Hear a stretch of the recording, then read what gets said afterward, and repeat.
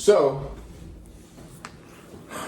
if you guys want to know the story of Schizofit, here it goes. This might be pretty long. YouTube, what's up? What's up? Let me turn that thing. I'm back. It's Jackson, back with another video. This video is going to be about the name of my company, the name of my business, where the name came from. I see a couple people in the comments asking me where the name Schizofit came from, and I actually thought it was funny because I was actually gonna make a video that same day. The same day I saw the comments, I was gonna make a video that same day explaining where it came from because I figured people might want to know. And sure enough, one of the comments was, are you schizophrenic or is Schizofit just a nickname? So I kind of want to give you guys just a little bit of, I guess, backstory on me. First of all, if I get up a bunch of times throughout this thing, it's because I'm cooking. I'm actually eating breakfast for dinner tonight. I just came back from the gym. Me and Sam just came back. She right here with me. Hey. That's Sammy. Samara. AKA Baby. My name is Baby. Baby, that's her name. But I'm cooking right now. I'm eating some bacon, eggs, and probably a bagel. I like eating breakfast for dinner a lot of times because breakfast food is lighter on the stomach. I don't really like eating heavy food at night. And I also don't think it's a good thing for people to eat heavy food at night. It's like the things we eat for breakfast, I really think should be eaten for dinner. So I don't do it every night. I used to. But tonight I'm in the mood for some bacon, eggs, and a bagel. I used to eat grits a lot. I don't really eat grits too much no more. I really don't care for processed white stuff. I don't feel like anything white is good for you, whether it be white flour, sugar, pasta, bread, grits. The only white thing I eat is white rice. That's really it. And I really don't like to eat that, but it cooks a whole lot faster than brown rice. And you get a whole lot more white rice for less when you buy it. I don't even think I've ever seen a 20-pound bag of brown rice. But you can go to Walmart and get a 20-pound bag of white rice for like $9. So I eat white rice. It's mostly yellow rice because Baby be making that good old Spanish rice. She fry it up with the sazon and all of that, so it'd be real good. And she taught my daughters how to make it, so now I have my daughters make it. They don't make it as good, but it's good enough to eat. But anyways, hold on, let me check my bacon. Nope, not ready yet. So, if you guys want to know the story of Schizofit, here it goes. This might be pretty long. So I'm gonna call this part one of my Schizofit story. So, first of all, my full name, for those of you who don't know, is Marquise Dominique LeBrons Jackson Presley. I got two last names. That is my full name given to me at birth. Why I got so many names is because my mother had a hard time deciding what to name me. So Dominic is a name that she, I guess, liked and wanted to give to me. And my aunt Cynthia came up with the name, or Cynthia came up with the name LeBrons, and my mother liked it, and so she gave me that name too. So she threw it all in there with Marquise Dominique LeBrons. Jackson Presley is my two last names. Jackson is my mother's last name. Presley is my father's last name. So, that's my full name given to me at birth. I got 5 names. Growing up at the age of 2, my mother, or my dad, actually, I guess my dad, he thought I was a stocky kid. He thought I was like stocky and muscular. He thought I looked like a big country boy. So he nicknamed me Cooter. Cooter, C-U-D-E-R. Over the years, I changed the spelling to K-U-D-E-R, C-U-D-A, because I always hated the way people I hated the way people pronounced it. They pronounced it Cooter, and I hated the way people overstressed the R in my name. So I just told people it was Cooter. And so a lot of my friends started calling me Cooter Bang. I don't know if you guys ever heard of the rapper from Texas. His name is Cooter Bang. Paul Wall made a mention in one of his songs. Paul Wall, the white rapper, he named off Cooter Bang in one of his songs. Also, it's an old song from the rapper Mace. He also said the name Cooter in one of his songs. So Cooter's just always been an old country name, you know, Georgia, Mississippi. And my dad is from Georgia, actually. So my father has 4 siblings. He's got 2 brothers and 2 sisters. Their mother, my grandmother, was a paranoid schizophrenic. So my dad and his siblings were all raised by a paranoid schizophrenic. Growing up, I wasn't real close with my grandmother, but I would go over there at times. She would babysit me. She would tell us, you know, crazy stories. She was real delusional. She would tell us stories about how she was in World War II and how she had an affair with Eddie Kane from the Temptations. I believe that was Temptations. 5 Heartbeats. Yeah. That's the same movie, right? So the five Heartbeats was the name of the group. The Temptations. Yeah. Okay. The 5 Heartbeats movie was about the singing group Temptations. Eddie Kane was a member of that. I forget his acting name, but she swore up and down that was my grandfather, Eddie Kane. But she was real delusional. She would tell weird stories. She would say off the wall things. And so that was my dad's mom. She's dead now. Rest in peace. I believe she died in 2003 or 2004.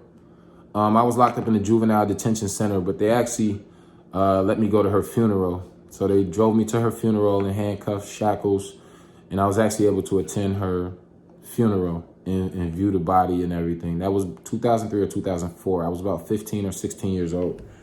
I was born in 87, so 2004 I was 97, 10. Let me see, 10, 3, 7. I was about 16, 17. So that's my dad's side.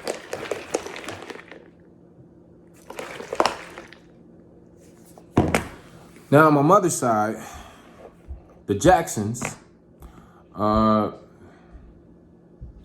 mother was one of, I want to say 7 siblings, 7 or 8. Let me see. It's my mother, Cindy, Linda, Sherry, Paul, Chris, Mike, Nathaniel. Yeah, my mother had 7 siblings. It was 8 of them. My grandmother had eight children. One of her children was killed at the age of 12. He got hit by a car, Nathaniel, and he was still alive. And the driver went to open the door to see what he had hit, and he opened the door so fast it hit my cousin in the head and put a hole in his head and killed him. He was 12 years old. So my mother grew up basically with 6 siblings. My grandmother was a devout Christian. She loved Jesus. She was really into the Bible. My grandmother was a perfectionist. She was like a real, and a lot of people say people who are perfectionists, that's a sign of a mental issue. Like they have a mental, block or a mental whatever you want to call it. It's a sign of mental illness, perfectionism. I don't necessarily believe that's true, but it could be in some ways, because it shows a level of obsessiveness and, so my mother had, my grandmother had my Aunt Sherry, who she's now deceased. She passed away in 1998, I believe, 97 or 98. She was a schizophrenic. My Aunt Sherry has 4 children. She's got 3 girls, 1 boy. Her 3 girls all have schizophrenia. My first cousins. Another thing you guys don't know about me is that I'm part Irish. My grandmother was half Irish, and my Aunt Sherry had 4 kids who are all African American, but they've all got red hair and freckles. So they got the Irish gene, and their father is like black. He's black, but they got the Irish gene. They got the orange hair, the freckles, all of that. One of them just passed away recently, my cousin Nova. Rest in peace. But they all the 3 girls had schizophrenia. The boy, Shigel, he's probably the only normal one out of all of them. My mother also had another sister named Linda, who's a schizophrenic. She's been in psych ward since she was a teenager. She's been there for a while, since she was a teenager. She also has a daughter named Wendy, who is also a schizophrenic. I have another uncle named Michael Jackson. It's funny, I got an uncle named Michael Jackson. And he's a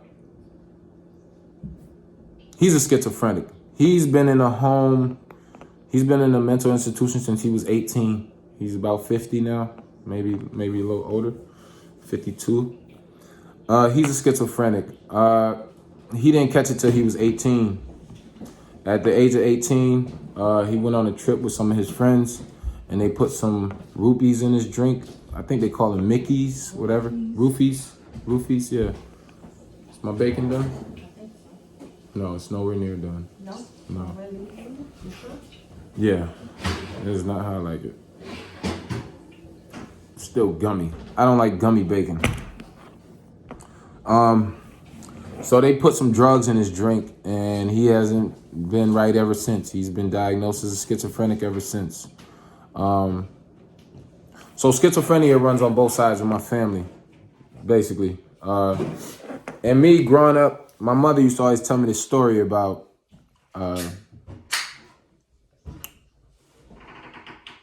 my dad. Her and my father were sitting in the living room, and they were talking about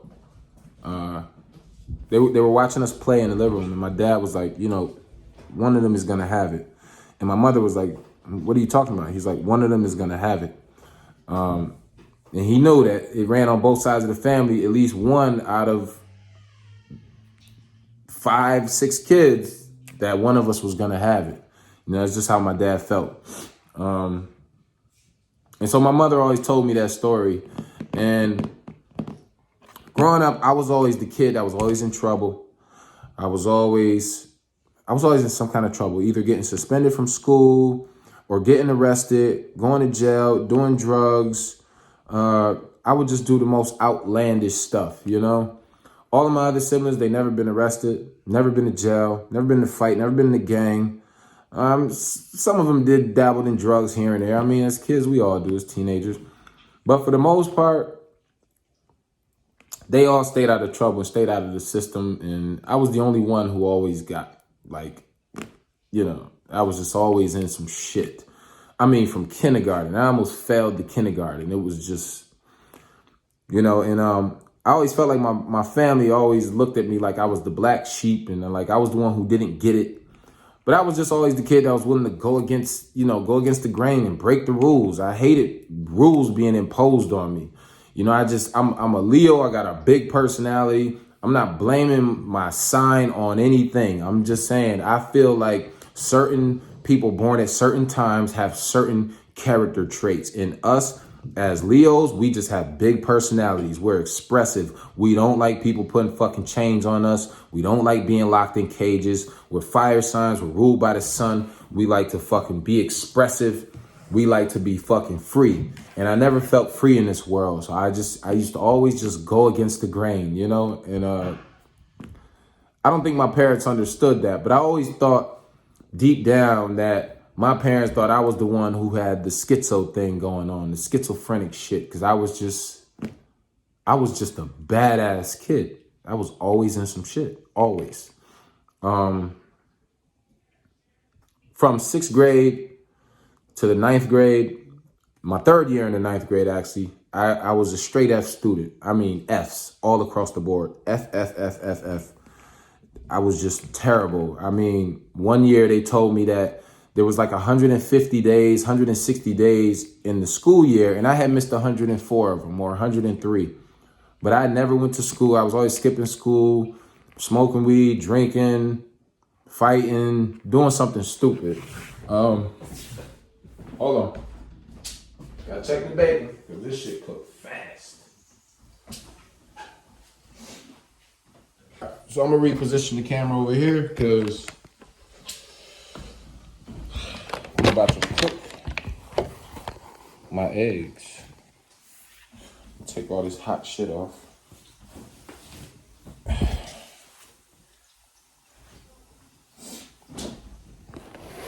All right, so where was I? Come on, man.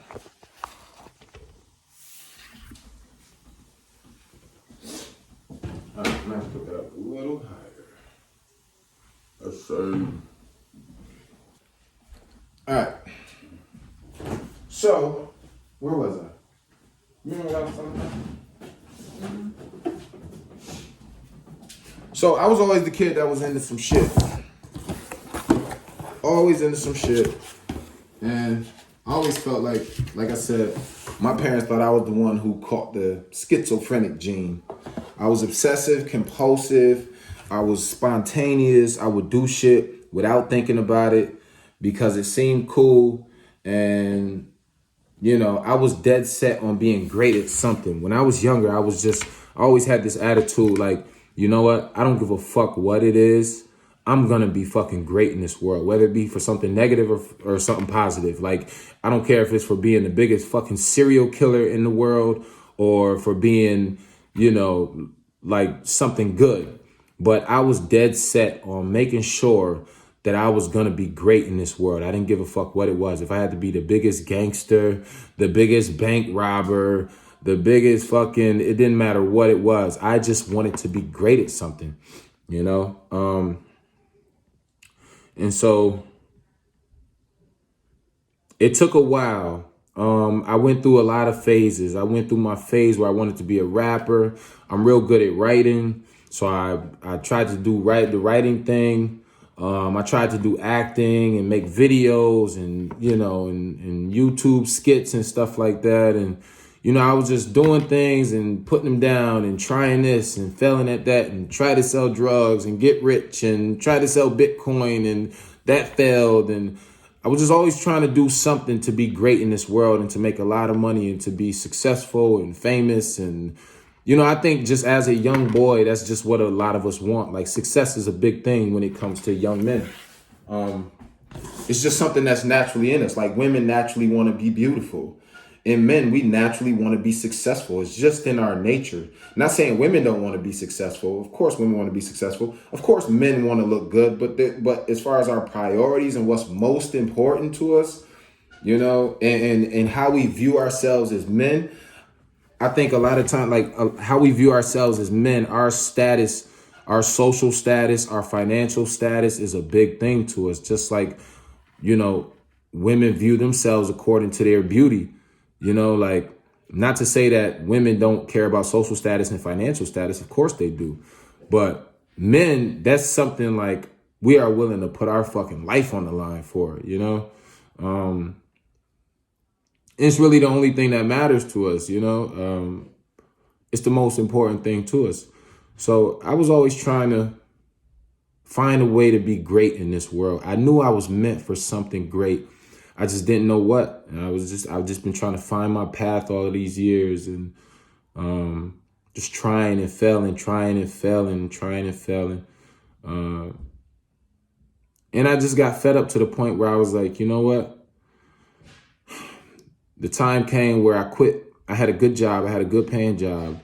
I quit my job, and I was just like, you know what? I'm not doing fucking nothing else until I find out what my purpose is in this world. And I would just watch videos on manifestation and discovering your purpose. There's one guy, actually, he's passed away now, but his name was Miles Monroe. And I read I listened to a lot of his sermons, and he talks about finding your purpose, discovering your purpose. You know, and those videos really helped me find out what I was truly meant to do in this world. And I heard him say one time, you know, those things you did as a child, those things that you did for free, those things that, you know, no one can pay you to do, you know, you're going to do it whether they pay you or not. Those are the things that are truly part of your purpose and your passion. Those are the things you truly love. But when we're children, we're taught that these things are childish and it's part of your imagination and stuff like that. And I always remember being a young child, I was always obsessed with muscles.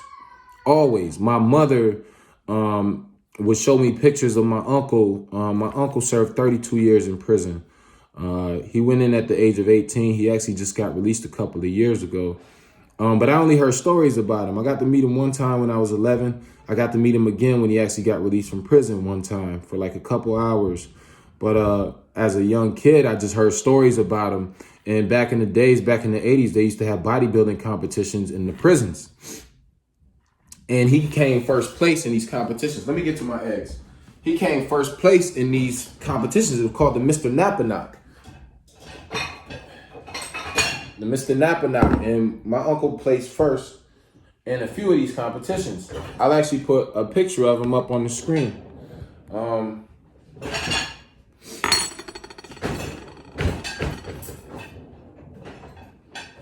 And every time, I remember as a kid, my mother used to always talk about how nice my physique was. She would talk about how I had muscles and I was cut up. That was a term we used back in the days, cut up. Nowadays, people would say cut up, and I don't know if they mean, you never know if they're talking about dancing or cut up, cutting a rug, or, you know, cut up. Cut up meant three things growing in the hood. In my neighborhood, it either meant you had a lot of muscle definition, you was cut up. If you was cutting up in class, that means you was acting up. Or cutting up could be dancing. You cut a rug. So it meant three different things. So I don't know what it might mean to you, but depending on which context you're using it in, we know which one you're talking about. But my mom used to always say I was cut up. Now they say ripped and jacked, but cut up was the term back then. My mom used to always talk about how cut up I was. And every time she had company over the house, she would tell me, like I said, my nickname was Cooter. And she would say, Cooter, flex your muscles, show them your muscles. And I would do all these crazy flexes and, you know, and show off. And I'd be the center of attention anytime my mother had company. And it was always because of my muscles. And her friends would come over and be like, damn, that boy cut up. You know, they were just amazed at how much muscle definition I had at such a young age. I remember my Aunt Cindy had this friend. He had just got released from prison. His name was Ratbone. And Ratbone had served, I don't know how many years in prison, maybe 12.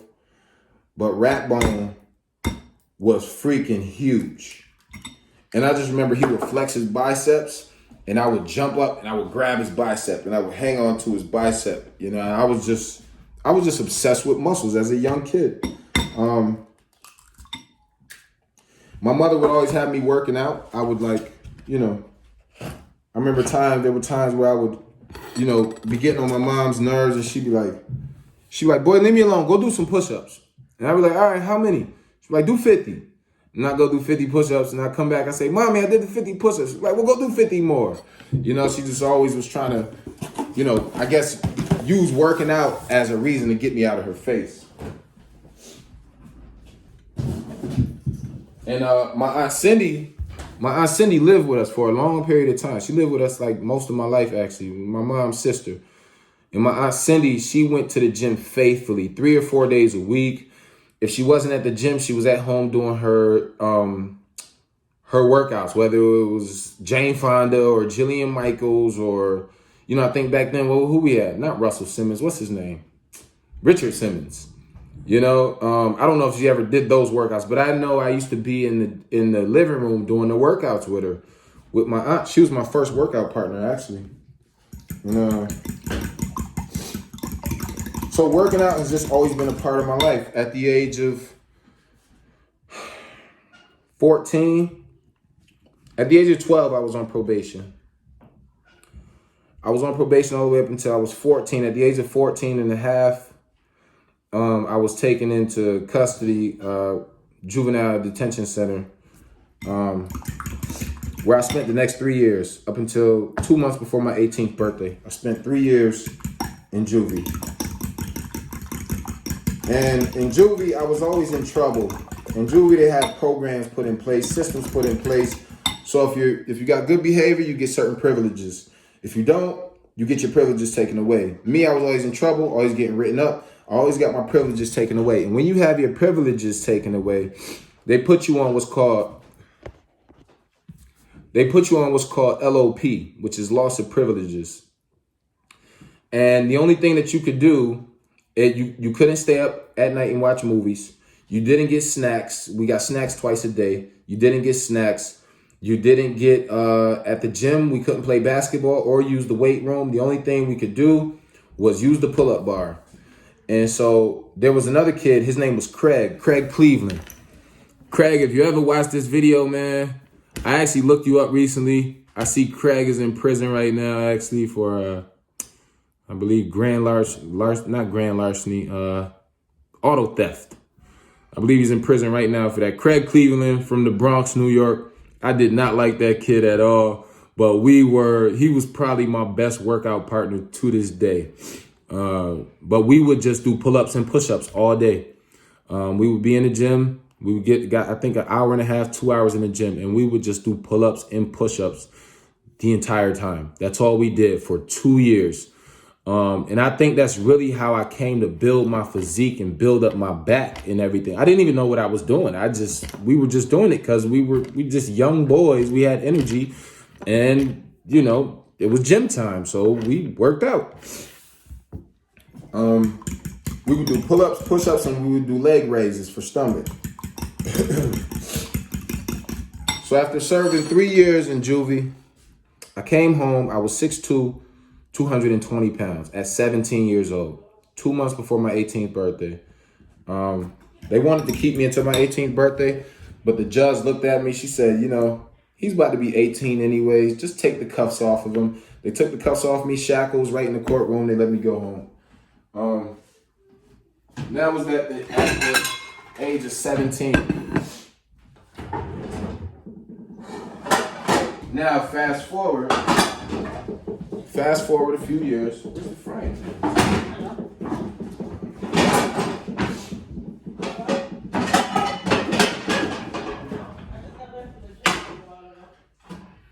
Now, fast forward a few years that was 2005 when I got released. Fast forward to 2008, November. And there's a lot of story in between there. I'll save that for another video. Right now, I'm letting you guys know where the name Schizofit came from. But there's a lot of story in between 2005 and 2008. 2008, I went to jail for robbing a bank. I went into a bank with a note, handed it to the teller, telling her to give me all the money out the drawer. She gave me the money. I got away. I didn't get away, but I was able to elude police for about elude or evade. I don't know which one. Evade police for 2 days. I didn't get away with that much money. $5-6 grand. It wasn't that much, but it was enough. I mean, I was 19 or not 19. I was 21 years old. So I got away 2 days. They caught me. I ended up serving 3 years in prison for that. So most of my time in prison was spent working out. This is what I did. I also went to a shop camp. They sent me to shop camp for 8 months. And they gave me an opportunity to go home early. So if you complete the shock program, they'll let you go home early. So I went to the shock program in hopes that I would be able to be released early. I finished the program. They told me I still couldn't go home because I had a robbery charge. Even though it was a nonviolent offense, no one was harmed. I didn't use a weapon. They said it was the nature of the crime why they could not release me. Parole board hit me with 2 years. I had to max out. I had a 1 to 3 years. I ended up doing the whole 3.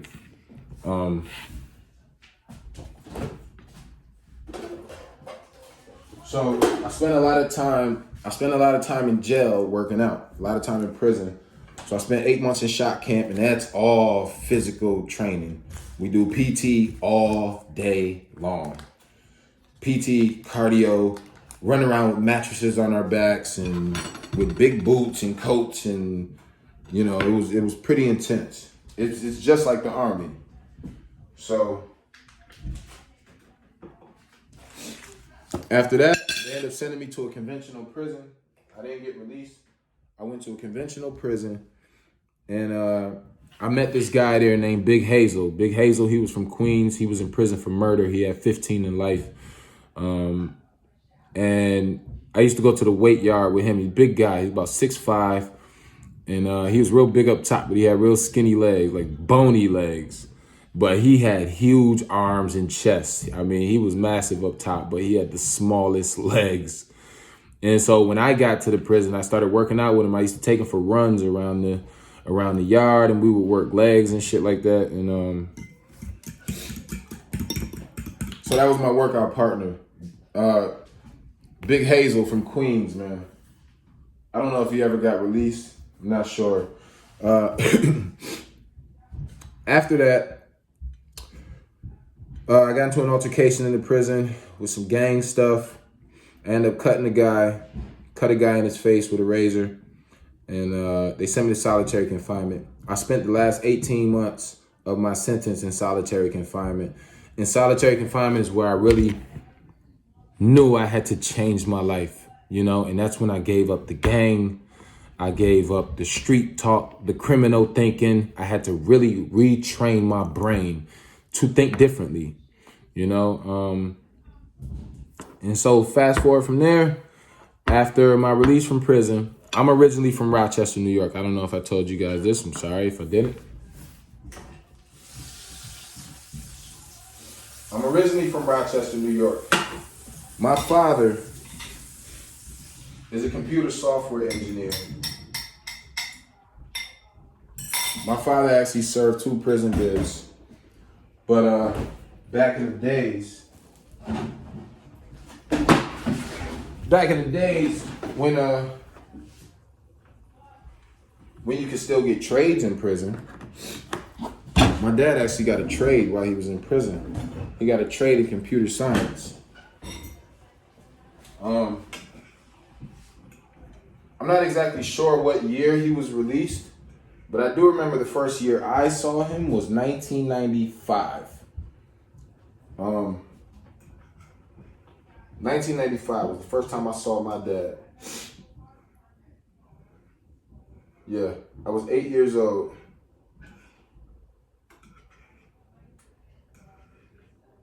It was the first time I saw him. He was coming to our house, and my older siblings knew who he was. They remembered him. I didn't remember him. I did remember his name, and the only thing I remembered about him was he used to bend me over his lap and hit me with his slipper. That's the only thing I remember about my dad before this day at 8 years old. So, where was I? Oh, so my dad got a trade in computer science, and this was back in the mid 90s before computers got really big. And so my dad learned computers, and now he's one of the top guys, one of the top engineers in the computer biz. It's what he does, And even though he's a 2-time felon, he does pretty damn good for himself. He worked for Pfizer for 10 years. He's worked for JP Morgan Chase, and He's worked for a few big companies. So in 1998, my dad got a job offer at Pfizer for $90,000. $90,000 a year. So he took the job offer. He moved to New Jersey, from Rochester, New York to New Jersey. That was in 1998.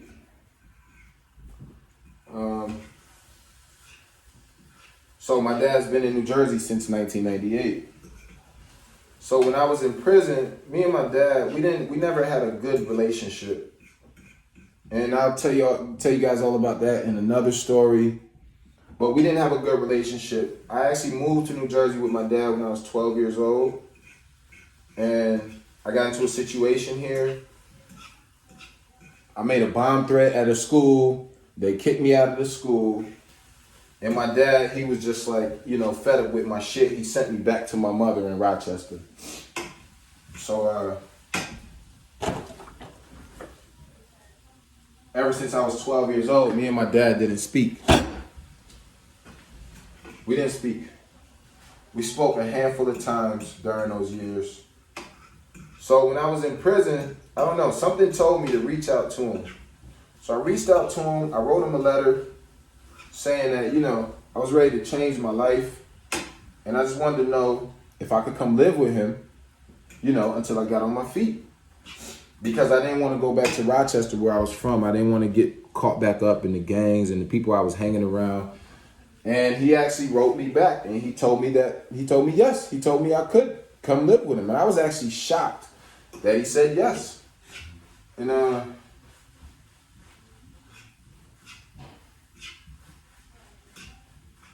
hold on one second.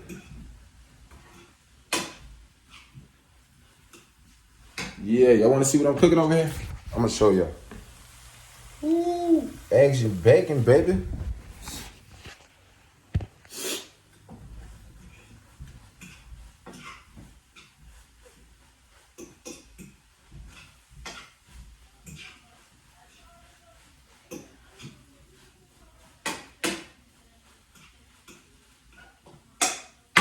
Throw some cheese on it, ho. Throw some cheese on it, ho.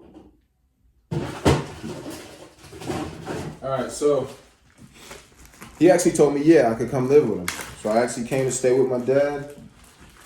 And at the time, he was living in Rahway, New Jersey. He's moved around. When I first was living with him, when I was 12, he was living in Edison. So I lived in Edison for a while. And then he moved to Woodbridge, New Jersey. And when I got out of prison, he was living in Rahway. So I moved to Rahway. I was there for 7 months, living with my dad in his condo.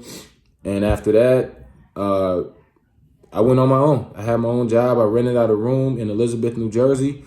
My dad ended up moving to the Bronx. So he moved there. And then from the Bronx, he moved to California. Now he lives in San Francisco. So that's where he's at now. But he really helped me get on my feet. So from Elizabeth, New Jersey, I moved to Washington, New Jersey, Warren County, Washington, Phillipsburg. I don't know if you guys ever heard of Phillipsburg, but it's where Gary Vee is from. It's where Young M.A. lives. It's right across the border, going into Pennsylvania, into Easton, Pennsylvania and all that, where Larry Holmes is from. A few known names. I actually met Gary Vee one time. I actually saw him at a movie theater. Shout out to Gary Vee. I saw Gary Vee one time.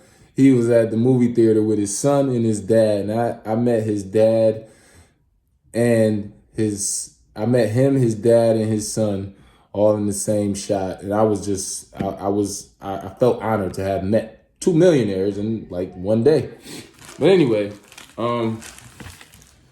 so in Washington, New Jersey, in Warren County, I ended up meeting my wife. That's where me and my wife met. I was never planning on staying in New Jersey, but I met my wife here, and the rest is history. I've got 2 kids with another woman who is from Rochester, New York. Then she moved to Oklahoma. From Oklahoma, she moved to Tennessee. When they were living in Oklahoma, I drove to Oklahoma to get my 2 children. My 2 oldest daughters, they've been living with me ever since. They've been living with me since 2015. That was my plan all along, was to get them after I got on my feet. I got them. They've been with me ever since. So, and then me and my wife, we had 2 daughters since then. So all 4 of my girls live with me. And shout out to my wife. She's been such a good mother to my other children. You know, they're not even hers, but she's been a good example, good influence, a great role model for them. You know, I truly love her for that.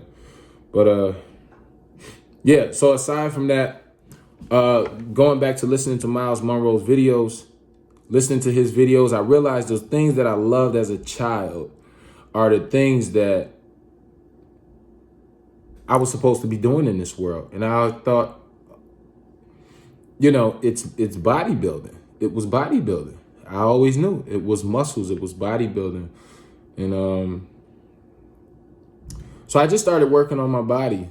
And as I was working on my body, I would look up videos on how to work certain muscles. And I came across a video of Ronnie Coleman. And man, when I saw the first video of Ronnie Coleman, I was fucking amazed. I mean, I was just like, I did not know people like this existed. I didn't know.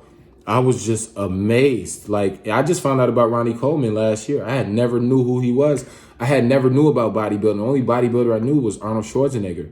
I never knew anything because bodybuilding has never been a real mainstream thing. You know, I always, being in prison, I would see the magazines and stuff, or, you know, like, but I never really looked into it. And from there, I mean, from the Ronnie Coleman videos, I would just work out, and I would be in the gym 3, 4, 5, sometimes 6, 7 to 7.5 hours a day in the gym, just working out heavy, sweating. And I just developed this insane obsession for working out. Like, I just cannot get it off my mind. And it's been a whole year now, and I have not stopped. I go to the gym twice a day. I don't work out 7 hours a day anymore, but I work out 4 to 5. But I'm still just as obsessed now. And the only reason is because me and my wife just bought a house. So a lot of my time goes into, you know, fixing up things in the house, and we decorating, and, you know, me taking care of the lawn. So I chopped down my gym time. But when I get home, I still watch workout videos. I leave the gym and I watch workout videos. You know, all of my time is spent on bodybuilding and on fitness. And I'm just insane with it. And I'm just like, I have an obsessive compulsive thing, you know, like I truly have an obsessive compulsive personality. You know, I hear a lot of people talk about I'm obsessive compulsive, and they think it's cute to be obsessive compulsive. Let me tell you something. You think being obsessive compulsive is cute until you've truly fucking lived with it. You have no idea what obsessive compulsive is. You know, people think, oh, I'm a perfectionist. I like things to be in order. I'm obsessive compulsive. No, the fuck you're not. You are not even close to fucking obsessive compulsive. You have no idea what compulsion means. People who just fucking do shit without fucking thinking about it. Living like that, being that type of person, you will find yourself in a lot of fucking trouble. And if you do not get obsessed and compulse on the right fucking shit, you will find yourself in a lot of trouble or fucking dead or in a hospital. Let me tell you, being obsessive compulsive is not fucking, it's not cool unless you are self-aware. If you are not a self-aware person and you truly suffer from OCD, it will fucking ruin your life. Let me tell you that shit right now. It's not a fucking cool thing to live with. It's really not, you know? But I always told myself, I said, you know, if I could take this obsessive compulsiveness and find something that I'm good at, man, the fucking sky's the limit for me. And I felt like I finally found it. It's fucking fitness. I just love working out. I love working my muscles. I cannot go to the gym without working every muscle in my body every single fucking day. Every day. And people tell me I'm overtraining and shit like that. I'm just like, well, fuck you. You know, like I'm not trying to hear it. You know, like, because I work out for 4 hours and I still feel like it's not enough. I cannot get enough of this shit. It's just a fucking high. You know, some people don't understand it because they don't understand my body. They don't understand my body calls for this shit. Even before bodybuilding, I always worked physical labor jobs. I could not go a day without getting some physical exercise, whether it was riding a bike or lifting some heavy shit. My body just needs this shit. And that's what people don't understand. I would spend 12 hours a day doing a physical labor job. I mean, I used to work at Chewy, and I would throw boxes for 10 fucking hours straight. I was the only one who had the stamina that I had to throw boxes. I mean, these boxes were 70, 80 pounds. You talking 240-pound bags of dog food in these boxes, and I'm throwing them onto a fucking conveyor belt at high fucking speed for 10 fucking hours straight. I'm just an animal. I'm just built like that, you know? And so I thought I could take this obsessive compulsive, what people thought is schizophrenia. My wife even told me one time she thought I had mania. Mania is like, I guess you have these extreme highs and these extreme lows. And my wife has a degree in psychology, and she has unofficially diagnosed me with mania. You know, that's just how I am. And so I thought, me coming from a family of schizophrenia and being obsessive compulsive the way I was, and me being insane with the way I was with my workouts, it just fit. So in a nutshell, that's where the fuck the name Schizofit comes from. It's part of my story. It's part of me. It's part of who I am. I'm not a fucking schizophrenic, but my workouts are, and the way I work out is, and the amount of time and effort and work that I put into fitness is like that of a fucking schizophrenic. You know what I'm saying? So I just thought it fits. You know, and I also thought, you know, that people might think, oh, you're making light of schizophrenia and you're making fun of people who have schizophrenia. No, the fuck I'm not. You don't understand it. This is part of my story. This is part of my fucking bloodline. This is what I come from. You understand? So that's where the name Schizofit comes from. I could give a fuck about how you feel about it. It just is what it is. I feel like it fits me. Looks good, you know. And so that's it. I mean, this video has been 47 minutes long. I got to get to my food because you guys know how fast eggs get cold. I got to cook my bagel. I just got done with a crazy chest and arm workout with the wife. Look, I'm fucking sweating talking about this shit. But I got to learn to look into the fucking camera. That shit's annoying. But yeah, that's part of my story. I'll bring you guys some more stories if you want to hear more. You tell me what you think down below in the comments. Like, comment, subscribe, share. I'm your man, Jackson. I'll tell you guys about my name some other time. My last name is Jackson, but I like the name Jackson because it means God has shown favor, okay? There's a reason why I named myself Jackson. I mean, my last name is Jackson, but I changed the spelling because I just think it looks better. Jackson's just a strong name. It's solid. And it means God has shown favor because I feel like God has shown favor on your boy, on your man. I came from a lot. I mean, at the age of 19, I got shot in my stomach. You know, I done fell from 3-story windows trying to run from police. I done been in cars that flipped over. I done been in prison. I done been robbed twice, you know, at gunpoint. You know, I've been through a lot of shit, you know, baby mama drama, sniffing cocaine, popping ecstasy pills, and fucking, I've been through some of the craziest shit, being bullied in school and, you know, and talked about as a kid and told I was ugly, but I'm still fucking here. Still optimistic, you know? I don't let none of that shit get me down. I'm still here, so I feel like God is showing favor on me. So do me a favor. I told you my first name, my real name, but I'm telling you, call me fucking Jackson. If you call me anything else, I'm not gonna fucking respond to you. Show me some respect and call me what I ask you to call me, all right? My name is fucking Jackson. That is it, all right?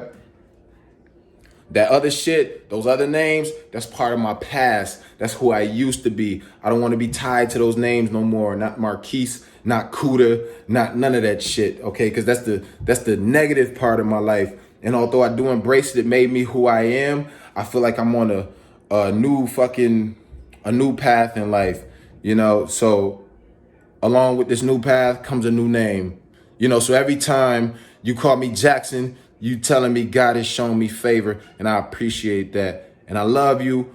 Thank you for all the people who've been following me, yo. It's been a blessing, you know?